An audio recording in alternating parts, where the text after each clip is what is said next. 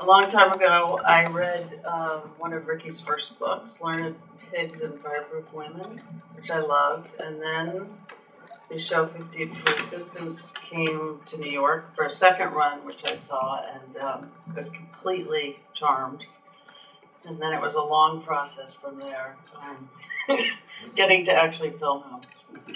Partly why we ended up with a lot of stories about great effects, as opposed to, I mean, we wouldn't have been allowed to try to film them if there'd been a way, but you really can't, because as Ricky says, it has to be spontaneous for something to be really magical, and if you have a camera there, you can't do it.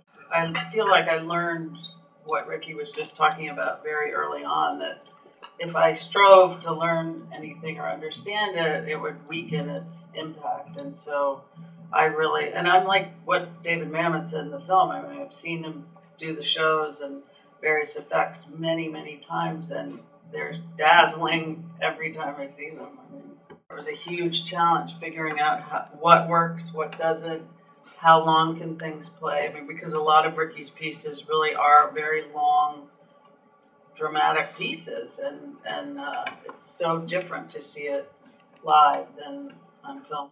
I think that because there is such a complicated relationship between magic and film, particularly in,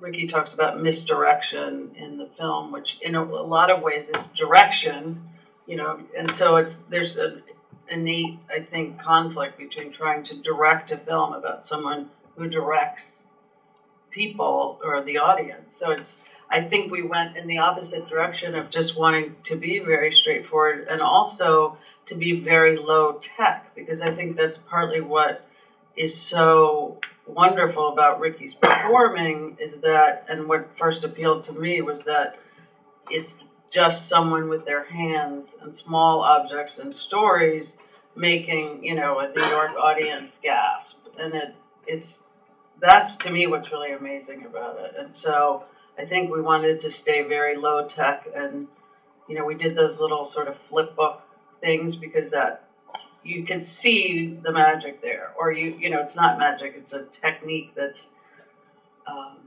overt.